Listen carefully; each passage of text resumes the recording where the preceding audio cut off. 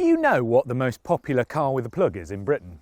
Well, it's not a Nissan Leaf or a Renault Zoe, it's actually this. It's a Mitsubishi Outlander plug-in hybrid. Now, I know that all you pure EV enthusiasts are currently shouting at your computer screens and bashing away at your keyboards in the comments section, but just hear me out on this.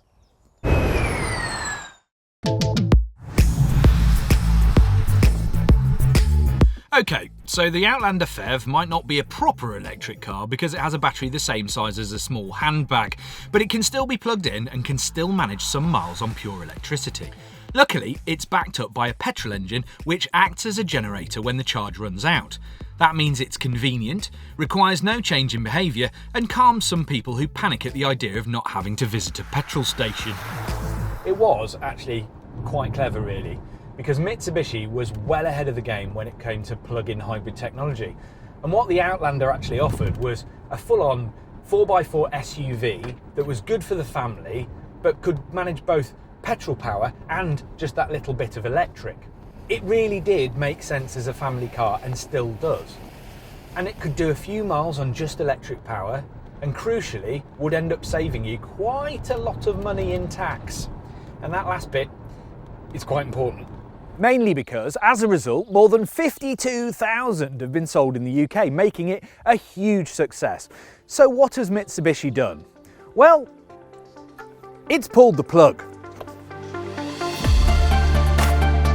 Unbelievable as it might seem, the Japanese company has decided that it will stop importing cars to Europe, so no more new Outlanders. But that still means there are over 50,000 potential used Outlanders out there, and they make a great used buy with prices starting at just over £7,000. So the Outlander, it doesn't make so much sense as a new car because there are a lot more sexy competition nowadays.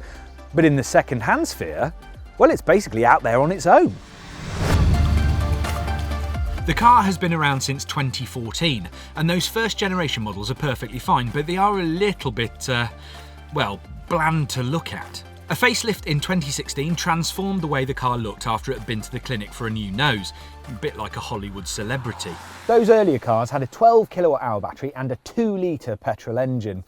And in theory, they should have done about 25 miles in electric mode, though you will find in real life that's more like 20 or less, if you drive like me. Then in 2018, they changed the car again. They kept it looking pretty much the same, but they changed everything underneath to make it drive better and be more economical. There's a bigger 13.8 kilowatt-hour battery and a 2.4 litre petrol engine. That seems quite big for a supposedly green car, but it's tuned to be efficient rather than fast. That said, it's not slow if you want to get a move on. There's even a sport mode, which makes it all a bit more responsive. If you do journeys of less than about 20 miles a day, then you should be able to do most of them on pure electric. But then if you need to go and visit your granny a long way away or go on holiday, you've got a petrol engine to back you up. You can even tow with an Outlander. If you can afford one, this later model is the one to go for, as they're better to drive than the earlier cars and you can get more miles out of your fuel and your electricity. They're easy to spot as they have these multi-spoke wheels rather than the black and silver alloys fitted to the earlier cars.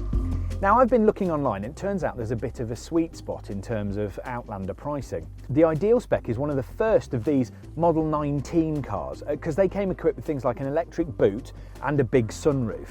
Now, these luxuries were later stripped out to keep the pricing reasonable as the government pulled those plug-in electric car grants.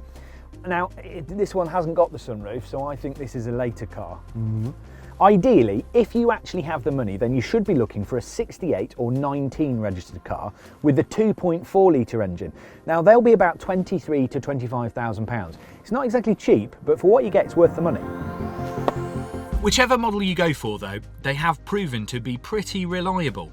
We've heard the odd issue with brakes, but nothing serious. The car will be covered by a 5-year warranty from when it was new, and the battery gets 8 years, so even the oldest are still covered. That said, can you guess how many batteries that Mitsubishi has actually had to replace under warranty? The answer is 0. Not one. Which should suggest it's probably not something that should keep you up at night. The rest of the car is pretty simple too. Most of the time the electric motors are working to move the car, and there is only a physical connection between the wheels and the engine at motorway speeds. It's got a 1-speed gearbox. That's much less complicated than the CVT and other transmissions you get in rival hybrids. Lots of people, and probably even some of the dealers, might actually tell you that the Outlander has a CVT gearbox. Well, they are wrong and we are right, and if they tell you any different, then send them my way and I'm going to show them a diagram. So what should you look for in a used Outlander? Well, first of all, make sure you like the way it drives and then it suits the things that you need it to do. Lots of company car drivers swapped out of cars like a diesel BMW 3 Series and got an Outlander to save tax, as it saved them literally hundreds of pounds every month.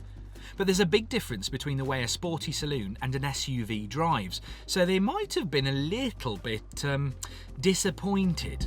On the flip side, where you lose in driving enjoyment, you're less likely to get stuck in a muddy field or snow. But you know what, you also might get a bit of a shock with the fuel bills. I know that sounds like counterintuitive when we're talking about a plug-in hybrid, but it's true. If you're using an Outlander a lot for small local journeys and you're plugging it in a lot, you'll get really good savings. But the trouble is, if you take it on a longer journey and then you don't plug it in, you might well get between 25 to 30 miles per gallon.